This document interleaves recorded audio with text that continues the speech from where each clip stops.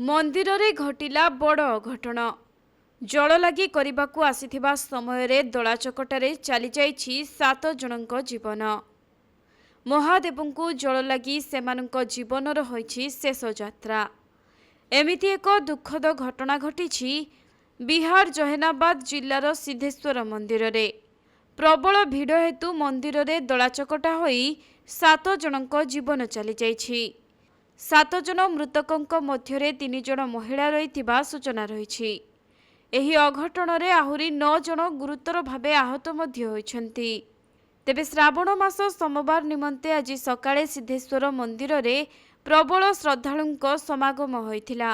महादेवंकु जल लागी करिबा निमंते भक्तंक लंबा लाइन लागिथिबा बेले स्थिति नियंत्रण निमंते पुलिस फोर्स भी उपस्थित थिले। हठात मंदिर को संजोग करुवा रास्ता रे धाँ दौड़ हेबाकू लागिथिले भक्त। फलरे किछि भक्त तळे पड़ी जाइथिले आउ सेमानंक उपरे अन्य भक्त माने चढ़ी जिबारु घटनास्थल रे 7 जनक मृत्यु होइछि। सेपटे एही अघटन संपर्क रे खबर पाई तुरंत जिलापाल एवं एसपी घटनास्थल को जाइथिले। एही घटना रे गुरुतर होइतिबा अन्य 9 जनंकु तुरंत उद्धार करी निकटस्थ हॉस्पिटल रे भर्ती करा जाइछि। अन्यपटे मृतदेह गुड़िक व्यवच्छेद पठा जाइथिबा बेले सेमानंक चिन्हट पई उद्यम चलिछि।